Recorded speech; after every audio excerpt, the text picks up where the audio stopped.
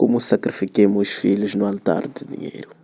Boa tarde, senhoras e senhores, sejam bem-vindos de volta a mais um episódio aqui no canal Prontos a Orar. A história que vocês vão estar ouvindo vem de uma mensagem que nós recebemos. E se vocês tiverem algumas confissões ou alguma experiência de vida que vocês queiram compartilhar conosco, por favor, se libertem de escrever para nós no nosso WhatsApp ou no nosso e-mail, na descrição. E nós compartilharemos a sua história aqui no nosso canal. Então, a história que vocês vão estar ouvindo foi enviada para nós por um dos nossos irmãos queridos. As coisas estranhas afinal acontecem neste mundo. A mensagem é assim: Olá, como você está?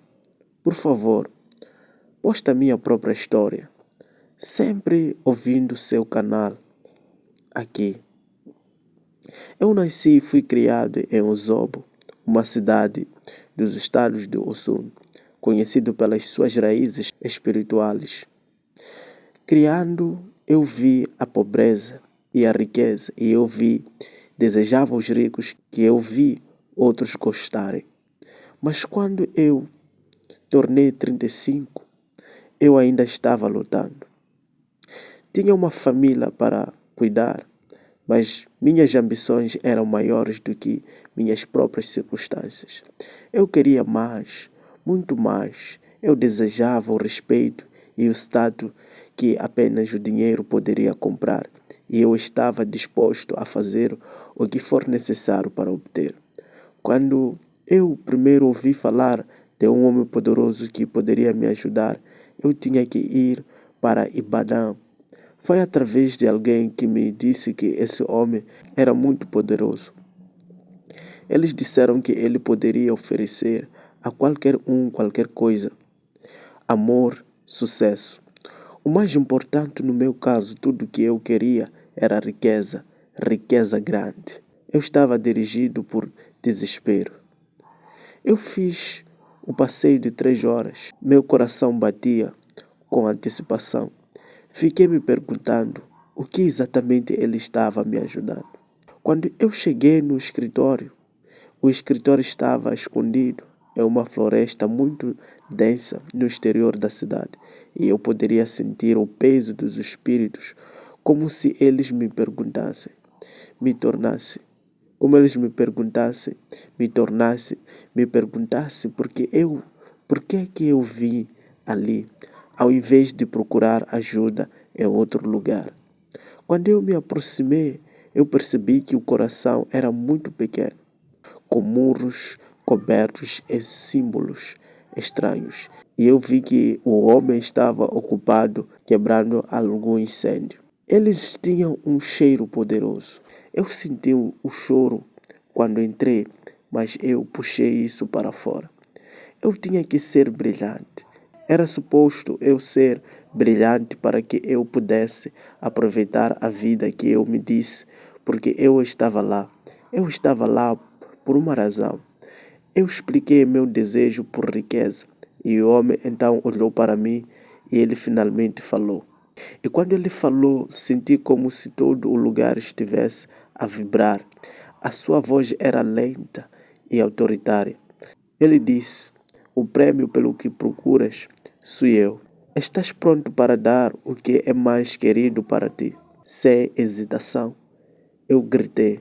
Estava cego às consequências. Ele deu-me um pequeno talismã e ensinou-me a devolvê-lo em 2 dias, trazendo a minha posse mais querida. Esses 2 dias foram realmente agonizantes. Sabia no fundo o que era necessário para mim, porque ele disse que esse talismã iria permitir-me ter uma visão. E nessa visão, os meus deuses, os meus ancestrais, me revelariam qual era exatamente a posse mais querida que eu deveria trazer para o seu sacrifício. Então, eles revelaram-me o que queriam. Queriam meu filho que tinha apenas 5 anos, e eu ainda assim, ele significava tudo para mim. Pensei que ele era quem iria herdar tudo, mas quando percebi que ele era o que iria herdar tudo, eu risquei essa ideia e disse que a única coisa que ele poderia herdar de mim era o espírito da pobreza. Encontrei-me a considerar o imaginável. O meu desejo pela riqueza era extremamente poderoso e na minha mente convenci-me de que era para a nossa família. Pelo menos ele tinha que morrer para que outros que vivessem depois dele pudessem ter um futuro melhor. Disse a mim mesmo que ele era muito jovem para entender o sacrifício que estava a fazer. Era para todos nós e que eu era a pessoa que tinha de fazer as escolhas do coração. Para ele não havia escolha. Voltei para aquela escravidão como o Dobby, que não era o seu nome verdadeiro. Disse ao meu filho que íamos em uma pequena aventura. Ele segurou a minha mão firme enquanto caminhávamos para o lugar onde eu o iria sacrificar. Olhei para ele e ele estava a olhar à volta, um pouco nervoso. Quando chegamos lá, tudo já estava planeado. As estrelas estavam dispostas num pequeno altar. Ele tirou o meu filho de mim e o meu coração bateu forte no meu peito enquanto assistia ao ritual. Olhei para o meu filho inocente. Ele olhou para mim por um breve momento. Queria chorar, mas disseram-me que no momento em que eu chorasse, significaria que aquele sacrifício não seria aceito pelos deuses. Então, tinha de repetir tudo de novo. E ao mesmo tempo, o meu filho teria sido morto pelos deuses. E eles teriam bebido o seu sangue. E eles teriam bebido o seu sangue. Forcei-me a ficar em silêncio. Quando o ritual terminou, senti-me verdadeiramente mal pelo que fiz. Continuava a olhar para mim mesmo e a olhar para o meu filho, mesmo que ele ainda estivesse vivo. Mas tinha visto o curandeiro a roubar o espírito dele.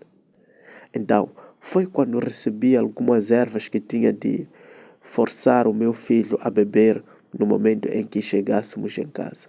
Recebi também outra caixa que continha algumas chamas que tinha de esconder fora de casa. Tinha de fazer isso no meio da noite, enquanto estava escuro. Mas semanas que se seguiram, a minha sorte mudou completamente. Recebi contratos. Os contratos começaram a aparecer e com eles veio o dinheiro. Rapidamente alcancei um estado que apenas sonhava. Comprei uma mansão e enchi a minha garagem com carros luxuosos, sempre fazendo festas extravagantes para celebrar o meu sucesso. Pensei que tinha tudo, mesmo que o meu filho tivesse morrido, mas ainda estava a viver a minha vida. Mas então coisas estranhas começaram a acontecer. Numa dessas noites, quando voltava do clube, comecei a ouvir o meu filho a falar comigo. Esse foi o momento em que tinha sido separado da minha esposa. Ela disse que pelo jeito como eu estava a viver, a aproveitar, eu ainda não lhe tinha dado a oportunidade de gritar pelo nosso filho. Então, ela voltou para a casa da mãe no vilarejo. Eu estava sozinho na minha grande mansão. Quando entrei, ouvi o meu filho a rir-se de mim.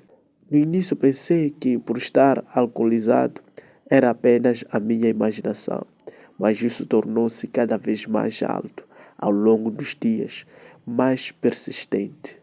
Comecei a ver o rosto dele em espelhos, em janelas. O rosto do meu filho continuava a assombrar-me, até ao dia em que o vi claramente e ele me bateu. Foi então que decidi procurar ajuda. Procurei ajuda visitando outros espiritualistas, mas nenhum conseguia oferecer-me alívio. Voltei ao espiritualista original. Infelizmente, o homem tinha falecido. Implorei aos meus familiares para que aceitasse o talismã que esse espiritualista me tinha dado, mas eles não conseguiram aceitá-lo. E aqui eu estou, Sou alguém que foi assassinado pelo meu próprio filho. Me matei num ritual de dinheiro. Há noites em que acordo e posso ver o meu filho. Ele estava sentado no meu quarto e perguntando: por que me deixaste, pai? E então ele simplesmente desaparece. Estou vivendo num constante medo, mesmo cercado de muitas mulheres. Preferia escolher ir para o quarto com 3 ou 4 mulheres, mesmo que não fizesse nada, pelo menos assim teria companhia. Sei que tenho outro ser humano comigo na minha mansão. Esses rituais de dinheiro não trazem nada de bom. Tudo o que fazem é trazer maldição para a vida. Sinto como se a minha casa fosse uma prisão neste momento. Esta é a minha própria história de como tirei a vida do meu filho por dinheiro. Senhoras e senhores, essa foi a mensagem que foi enviada para nós por um dos nossos queridos irmãos.